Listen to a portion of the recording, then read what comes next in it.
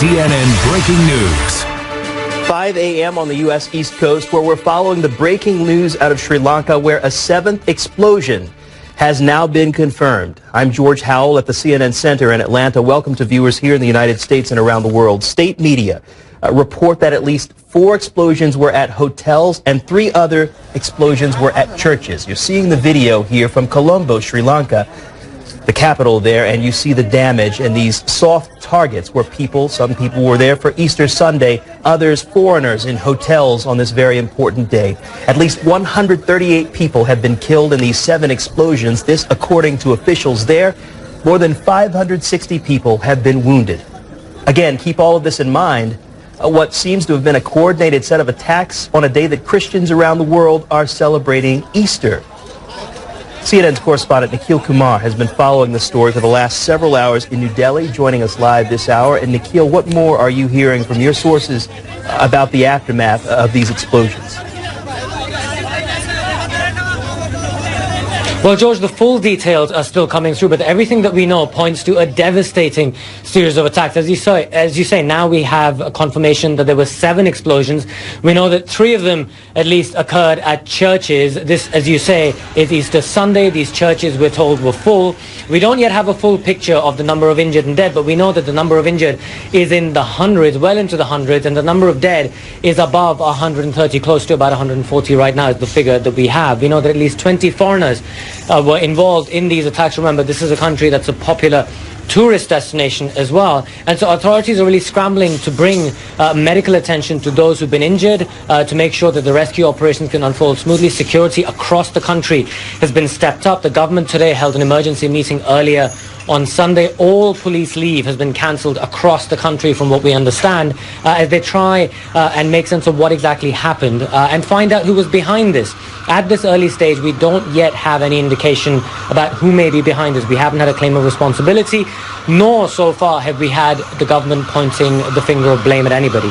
But what we do know, it all points to a very, very devastating series of attacks in a country that in recent years has only just been getting used to peace. Remember, this is a country that was hit by a bad civil war for several decades until it ended in 2009 after a massive military offensive. So people there have only just been getting used to peace, and now they've been hit by this absolutely devastating series of attacks. George? Nikhil, I want to get a sense of timing from you. If you have some insight on this, I hope I'm not putting you on the spot here, but we've spoken about these 6 explosions, those explosions happening several hours ago. Now we have this 7th explosion confirmed. Do you have a sense as to whether that 7th explosion was a recent explosion, or was it part of the others that we're just now confirming? So, George, we're still getting a full picture about the precise timing of all of them. What we do know is that this unfolded in the morning, the explosions that we heard about earlier. We know that one of the hotels that was hit, they have said publicly that a restaurant there was in that hotel, was hit at about just after 9 a.m. local time. And, of course, Easter services were going on at these churches. So it all seems to have unfolded in the morning. The precise timings and details we're still getting a full picture of. But what does seem to be clear over here is that it looks very much like this was a coordinated series of attacks. And so there's going to be an investigation which is already underway to look at how that happened, how across this country all of these bombs went off. It looks like a sophisticated attack. And so the big question is going to be, well, who's behind this? Because, as I say, this is a country that has seen tragedy, that has seen bombings in the past. But for several years, it's been in a period of peace. People have been getting used to a much, much more peaceful Sri Lanka. When you go down there now, that risk wasn't there, which was omnipresent really throughout the 80s, 90s, and into the early 2000s. That was supposed to have ended in 2009. So the big question now is going to be, how did this happen? Which is why, as I say, the government is putting in all the efforts, all leave has been cancelled, and everyone's focused on, first, the recovery, and 2, on finding out how this happened and who was behind this. George? And again, I want to update just to make sure our viewers understand the numbers that we have at this point. You explained the timing. We're still getting a sense of that, Nikhil, but 137 people killed in the blasts in Sri Lanka. 560, more than 560 again, people have been wounded. And you get a sense from the video here, you see these soft targets that have been hit And we also understand that rescue efforts are underway there. Nikhil Kumar on that story, and we'll stay in touch with you, Nikhil. Thank you. Reactions are coming in from leaders around the world given the tragedy there in Sri Lanka. This from India's Prime Minister, Narendra Modi, who tweeted this, quote, strongly condemn the horrific blasts in Sri Lanka. There is no place for such barbarism in our region. India stands in solidarity with the people of Sri Lanka. My thoughts are with the bereaved families and prayers with the injured. Also, Pakistan's Prime Minister Imran Khan reacting on Twitter as well. Strongly condemn the horrific terrorist attack in Sri Lanka on Easter Sunday, resulting in precious lives lost and hundreds injured. My profound condolences go to our Sri Lankan brethren. Pakistan stands in complete solidarity with Sri Lanka in their hour of grief. Also, the British Foreign Secretary, Jeremy Hunt, he said the following, quote, shocked and saddened by the horrific attacks, adding, to target those gathered for worship on Easter Sunday is particularly wicked. My prayers are with the victims and their families and with those assisting in the response. The violence in Sri Lanka has cast a shadow over an otherwise peaceful Easter Sunday. Around the world, Pope Francis is leading an Easter Mass at Vatican Square this hour. These images you see there at the Vatican. We are awaiting his reaction to the bombings in Sri Lanka at this point. He is expected to offer those thoughts just a bit later today. The pontiff visited Sri Lanka in January of 2015 and called for the time of reconciliation in that war-torn country at the time.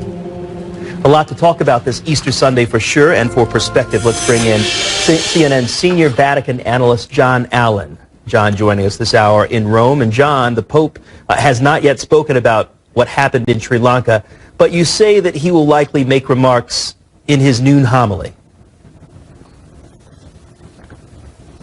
Yes, so right now the Pope is leading the Easter Sunday Mass. Easter is, of course, the most sacred day on the Catholic Christian calendar. It's the day that Christians celebrate the resurrection of Jesus from the dead. He did not deliver a homily during this Mass. He will sometimes skip that during the Easter Sunday liturgy to keep the focus on the ritual itself. But at noon Rome, so in about an hour, he's going to be delivering what's known as the Urbi et Orbi address. That's a Latin phrase meaning to the city, that is Rome, and to the world, which is always a sort of 360-degree review of the global situation, George. We are fully expecting that he will have something to say about Sri Lanka then. Keeping in mind, the Pope was in Sri Lanka just a few years ago, speaking on the issue of reconciliation. Yeah, that's right. Sri Lanka is, of course, a country that was torn by a very bloody 30-year civil war that ended only in 2009. Fueled largely by Tamil separatists. It's also home to rising movements of Buddhist nationalism and extremism. About 70% of the population is Buddhist. And in the eastern part of the country, there's a Hindu nationalist movement. About 15% or so of Sri Lankans are Hindus. And then there's a small Christian minority that often finds itself caught in the middle, as happened this morning. We should say, George, this is tragic but not utterly surprising. There is a pattern of attacks against Christians on their major holy days around the world, especially Easter. In 2015, there was an attack on a university in Kenya targeting Christian students that left about 75 people dead. In 2016, Christians were bombed in a park in Lahore, Pakistan after Easter services, again leaving about 75 to 80 people dead. Last year, there were attacks on Christian churches in India. So this is something that Christians, sadly, have become familiar with, George. John Allen following this for us in Rome. And again, John saying that the Pope will likely make remarks on Sri Lanka during his noon homily. We'll continue to monitor with you, John, and bring you in for perspective as we hear more from the Vatican. Thank you. Moving on now to France, where any moment now Catholics will hold an Easter Mass at the Saint Eustache Church in Paris. That church standing in as a replacement for Notre Dame Cathedral after it was damaged in that fire last week. So far, about $1 billion has been donated, pledged to rebuild that cathedral, but a benefit concert also held to remember. CNN's Melissa Bell is live in Paris following this outside of Saint Eustache Church. And Melissa, we understand service is just getting started there. Certainly a different venue other than Notre Dame. That's right, George. This is, of course, the traditional Easter Sunday service normally held at Notre Dame, as you say, one of the most important in the Catholic calendar. But clearly, because the cathedral remains closed, the investigation is ongoing, and there is so much work to do before it will be able to be open to the faithful again. It is here instead at Saint-Eustache on the right bank of Paris, just across the river, that Mass is being held. And what we saw were long queues forming out of this door from early on. All of the faithful that could get in are now inside because the Mass is getting underway. So there are an awful lot of very disappointed people here, tourists and Parisians alike, who tried to get in and simply couldn't find the space. Now, what we understand will happen during what is likely to be an extremely poignant ceremony, given the events of the last few days, given these events that have fallen once again during Holy Week, very important for the Catholics. And we've seen every time there have been ceremonies these last few days, they have had that extra significance, that extra amount of emotion around them, and lamenting for all that was lost in the cathedral fire. We understand that during this Mass today, a Bible that was saved during the night on the Monday, with so many of those relics and artifacts that we've been talking about these last few days that were rescued from the flames, that Bible will today be given to some of the firemen who are gathered inside the Mass, the heroes, of course, who've been praised every day since that terrible fire that they managed to put out remarkably well. When you look at that edifice, I think the first thing that strikes you is how much of it still stands. And part of today's services, part of the point of today's gathering here at Saint-Eustache is to give thanks that more was not lost. George. Melissa Vell following the story live for us in Paris. Melissa, thank you. Now to the Mueller report. We've heard a lot about that report over the past 2 years. The question now, do voters really care about what's in that report? We'll take a look. Plus, election day in Ukraine, and the next real president could be the guy who plays president on TV. We'll explain. Stay with us. Yes, I'm doing it. The Mueller report. Even though many Republicans say it's time to move on, President Trump is ignoring that advice. He's blasting the report again on Twitter, saying this, quote, despite the fact that the Mueller report should not have been authorized in the first place and was written as nastily as possible by 13 or 18 angry Democrats who were true Trump haters, including highly conflicted Bob Mueller himself, the end result is no collusion, no obstruction.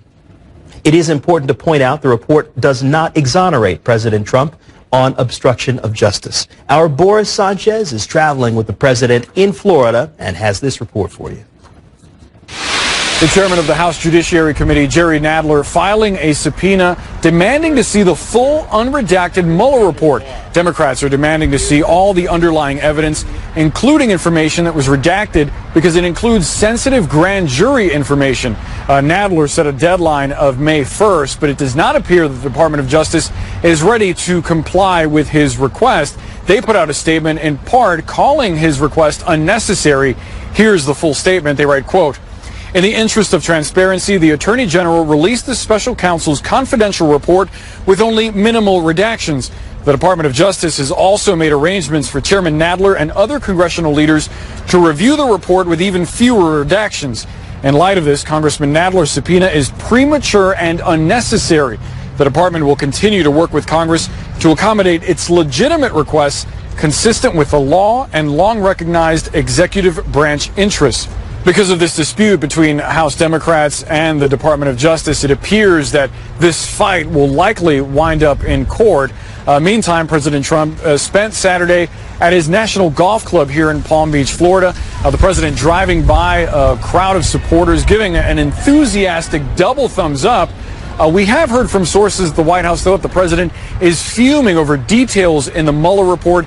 He's apparently angry at mostly former aides who gave details to Mueller that depict a White House in chaos, and a president who is angry and paranoid over the Russia investigation, and also aides that either completely ignored or refused to follow the president's orders. Boris Sanchez, CNN, traveling with the president in West Palm Beach, Florida. Boris, thank you. The Mueller report also lays out how Russia used back channels to get to the Trump campaign and the administration. It explains how Russian President Vladimir Putin enlisted Russian oligarchs to make contact with the Trump team and to make inroads to promote Russian priorities. This led to a conflation of diplomatic and financial interests and a stark change in how contacts between the two governments usually occur. Stephen Erlinger is following this with us with perspective. Stephen is the chief diplomatic correspondent in Europe for the New York Times, joining this hour in Brussels. Good to have you, Stephen. Thanks, George. I want to start, Stephen, by delving deeper into an article written by one of your colleagues at the New York Times, Sharon Lafreniere. This graph really sums up the point here in that article. I'll read it as followed.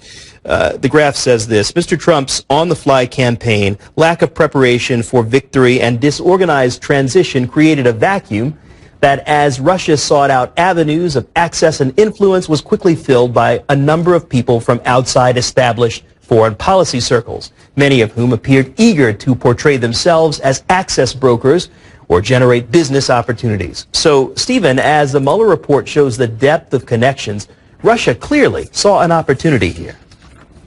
Well, it certainly did. I mean, one needs to remember Vladimir Putin really disliked Hillary Clinton. He was going to intervene, which the Mueller report makes absolutely clear that Russia did. He was going to intervene against Hillary Clinton, first of all. And then with Donald Trump, there was someone who clearly had interests in business in Russia, had been talking about trying to build a power there. And so Trump's whole operation, which was a little fly-by-night, I mean, changing campaign directors, clearly created opportunities for Russians to try to have some influence. And what did they want? Mostly what they wanted was a way to lift sanctions, American sanctions on Russia, stemming from the annexation of Crimea in 2014. So that was the real goal, it seems to me. Stephen, Mr. Trump has pointed the finger back at his predecessor, Barack Obama, saying that Mr. Obama did nothing to stop Russian interference in the election, though the former president did speak with Vladimir Putin directly, telling him to cut it out. Some former Obama staff have indicated personal disappointment that they didn't do more. What do you make of President Trump's criticism on this issue? Well, it is true that President Obama could have done more. He has said that he was reluctant to intervene in the national election because, after all, it would look like he was putting his finger on the scale of Hillary Clinton. But I think it is true that he could have done more. And in fact, head of Homeland Security at the time, they thought very hard and finally issued a statement about Russian interference. It was actually the same day that the famous Trump tape came out about Hollywood and women, and that completely overwhelmed the government's warning about Russian interference. So it is true Obama could have done more, and when his team tried to do more, they were overwhelmed by a different kind of story. The audio not the best there, Stephen, but the context was rich in information. We appreciate your time. Thank you so much, Stephen Erlinger. Thanks, George. Voting is underway in Ukraine, where a man playing president on TV may become the real president of that country. You're looking now live at a polling station in that nation's capital, Kiev, going into Sunday's election. In fact, this is not live. This is video. I want to make that clear. You see the comedian there turned politician, Volodymyr Zelensky. He was the leading candidate in the presidential race. He's taking on the incumbent president, Petro Poroshenko, who has held office since 2014. Again, this video shows people heading to the polls. Our Phil Black has the details for you from Kiev. Petro Poroshenko mounted a spirited effort to try and turn around the momentum of his campaign with regular TV and public appearances, rallies and press conferences. He goaded his opponent, Volodymyr Zelensky, into debating him, and it finally took place at a soccer stadium in front of more than 20,000 people. And he never gave up criticizing Zelensky, saying that he is not fit for office, not ready, strong enough to be president or commander-in-chief of a country that is still at war. But Poroshenko struggled to cut through Zelensky's popularity.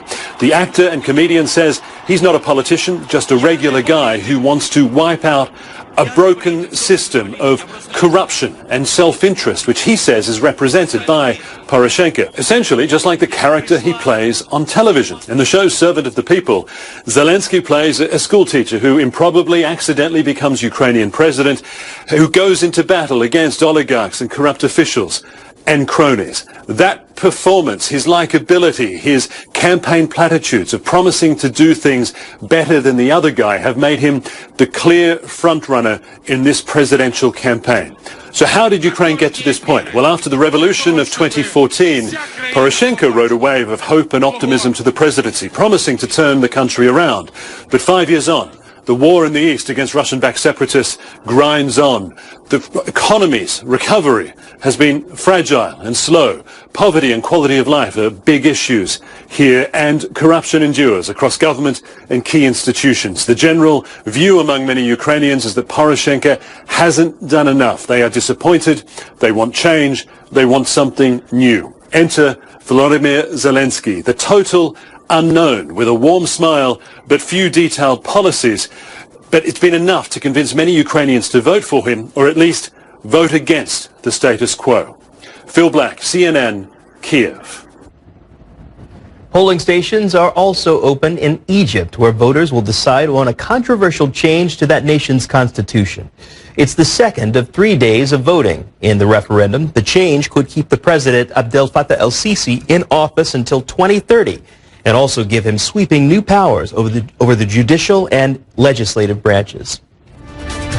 Sri Lanka faces the aftermath of what looks to be a horrific set of coordinated attacks. We go back to the region for a live update ahead. Also, the president were to focus on other issues. Democratic presidential candidates are weighing in now. We'll have more on that. Stay with us. Breaking news. We continue following the breaking news out of Sri Lanka. I'm George Howell at the CNN Center in Atlanta. Again, the very latest that we've learned, the death toll has now risen. Officials say at least 140 people are dead, more than 560 wounded. This after 7 confirmed explosions across that country. Of course, you see the video here. You get a sense of what happened at these soft targets. These blasts hit 4 hotels. They hit 3 churches on Easter Sunday. It's being described as a coordinated set of attacks, and the government has declared a curfew just recently to go into effect immediately. CNN's Nikhil Kumar is following developments in New Delhi. And Nikhil, what more are you learning? Again, the death toll has been updated at this point to 140 people who've been killed. That's right, George, and that number has been rising throughout the morning and into the afternoon on this Sunday, this Easter Sunday. As you say, we know about 7 explosions. We know that 3 of them were churches. Easter Sunday, these churches, we understand, were full. We're still trying to get a full picture of the number of people injured in these blasts, but we understand already that it's into the hundreds. So a very, very serious tragedy, a devastating tragedy for a country that only over the last decade has been getting used to peace. Prior to this, in 2009 is when Sri Lanka emerged from a decades-long, almost 3-decade-long civil war. And it's only in recent years that people have been getting used to peace, and now they've been hit by this massive series of explosions that right now, we're still waiting for the full details, as I said, but right now looks like a coordinated set of explosions. So far, there hasn't been a claim of responsibility. So far, the government hasn't yet pointed a finger of blame at anybody, but it all does look very, very devastating indeed for this island nation just off the southern coast of India. George?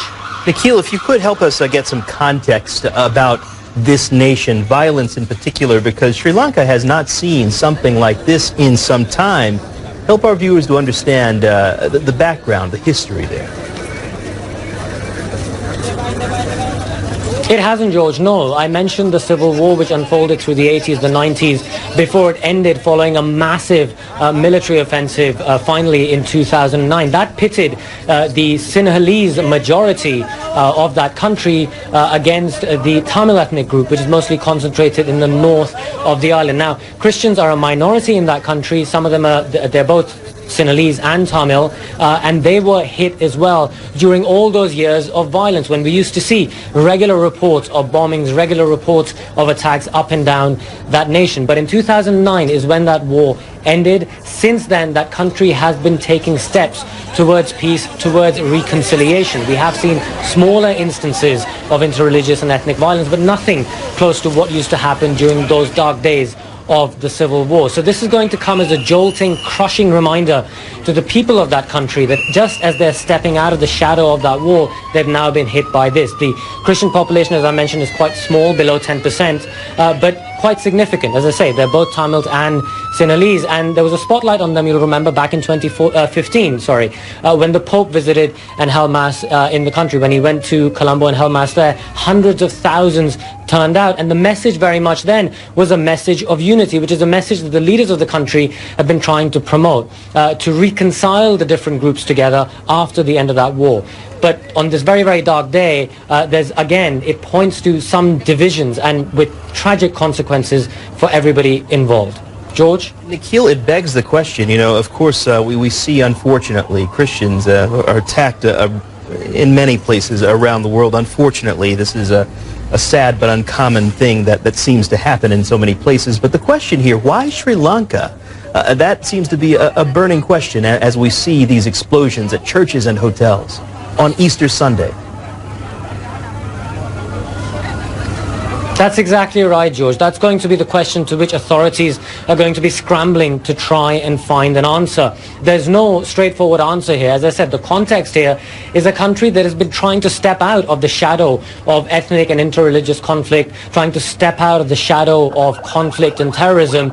But today, it's been plunged back into that darkness. And so that question, who did this? Why did they do it? How did all of this come about? Was this internal, external? These are all questions to which the authorities are going to be trying to find an answer. The Prime Minister of Sri Lanka, Ranil Wickremesinghe, he tweeted earlier today condemning the attacks, but also calling for people to avoid speculation as they try and find answers to this most pressing of questions. Why Sri Lanka? Why today? And why is it that this country that, as I say, has been trying to make these steps out of that darkness, out of its dark past, why has it been pushed back there again today on Easter Sunday?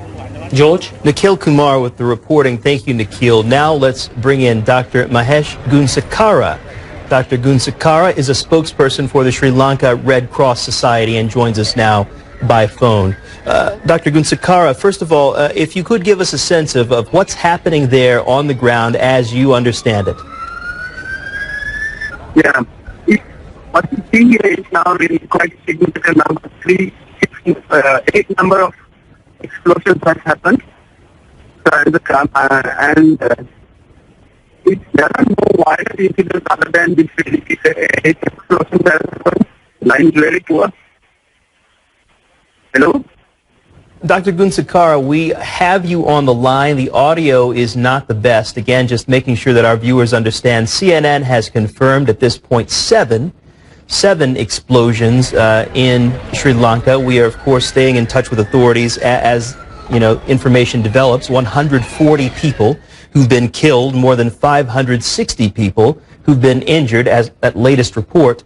Dr. Gunsakara, if we still have you on the line, if we're able to improve the audio here and hear from you, talk to us about what the response will be, because it seems that these attacks have happened, over several hours, and certainly from the images that we see, there will be a rescue operation to try to pull people out, to try to find people who survived those explosions.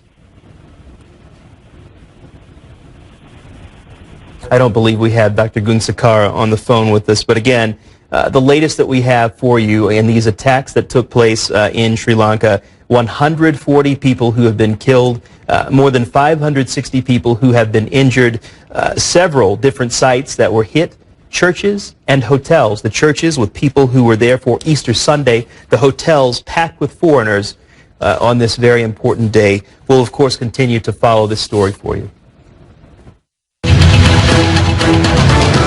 Details are being parsed and considered. Congress is weighing in on what's next.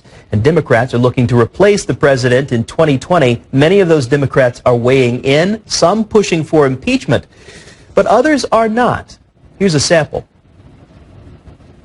The Mueller report hands this now to Congress, and the fundamental question for us is there going to be some accountability here? We cannot be an America that says it is okay for a president of the United States to try to block investigations into a foreign attack on our country or investigations into that president's own misbehavior. There is no question that there is good reason to believe that there was an obstruction of justice by this president.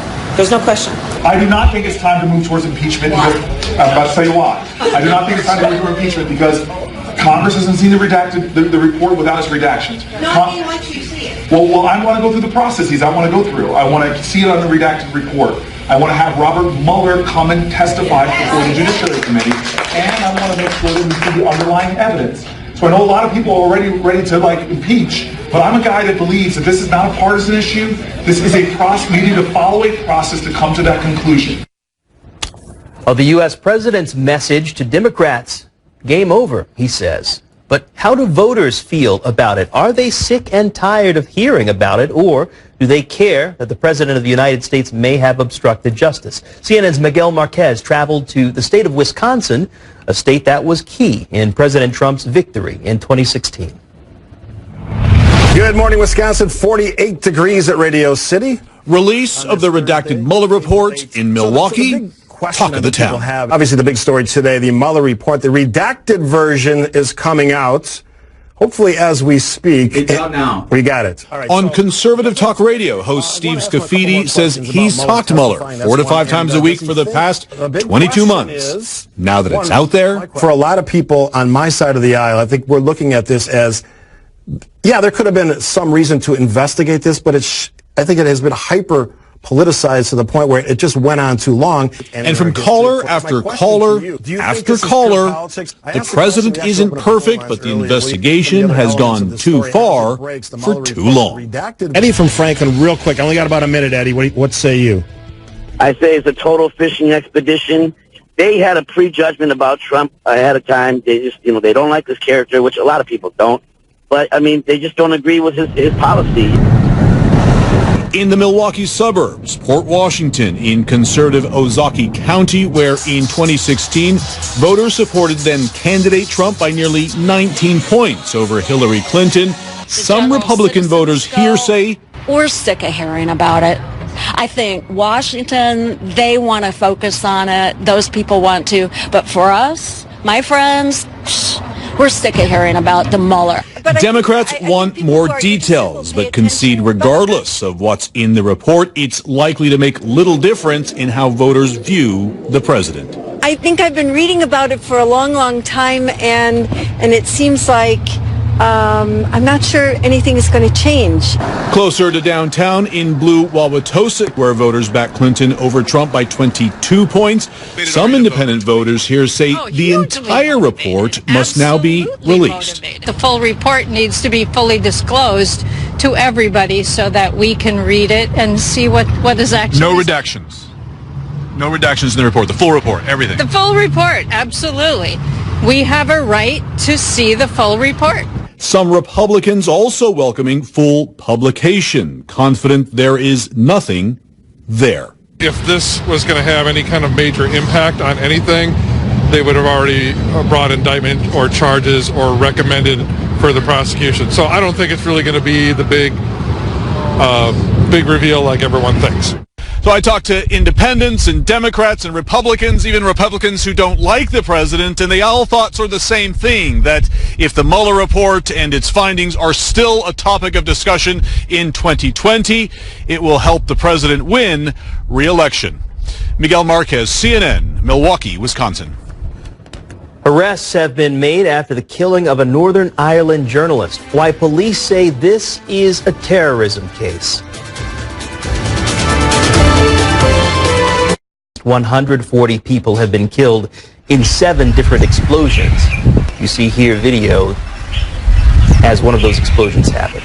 This near Colombo in Sri Lanka. The explosions hit 4 hotels, they hit 3 churches, all of this as Christians celebrate Easter Sunday. More than 560 people have been wounded, and police will enforce an island-wide curfew. We'll continue to follow this story for you. Now to Northern Ireland. 2 suspects have been arrested in connection with the murder of journalist Lyra McKee. McKee was shot and killed on Thursday at a riot in Londonderry. Police say the killing may be terrorism, and a group referred to as the New IRA is responsible. CNN's international diplomatic editor Nick Robertson is in Londonderry with developments. And Nick, we're hearing reports of security alerts and homes being evacuated. What more can you tell us? That's right, George. I mean, what you're seeing behind me is one of those security alerts. The police detonated in a controlled explosion a device that had been left on the doorsteps of a local councillor's house. This is happening just half a mile away from where Lyra McKee was killed just a couple of nights ago. But the 2 incidents are unrelated. The police have arrested a 39-year-old man already in connection with the device that was left here, another device left at another location in the city here. It's an indication of the sort of tense nature of times here at the moment, that you've had the murder of a journalist and then somebody planting explosives not far away. It's an indication of the sort of tense nature of the situation in Derry and the difficulty for the police over this particular weekend, traditionally a weekend, the Easter weekend, where there's always the possibility of outbreaks of violence in Northern Ireland. The police have appealed for anyone with mobile phone video footage from the night of the killing of Lyra McKee to come forward. This particular incident, the forensics teams have gone in, so I think we're going to see these security alerts in this city clearing later today. But to those 2 men who have been arrested, the police say that they were members of the New IRA. They're calling them a new breed of terrorists, a younger generation who've come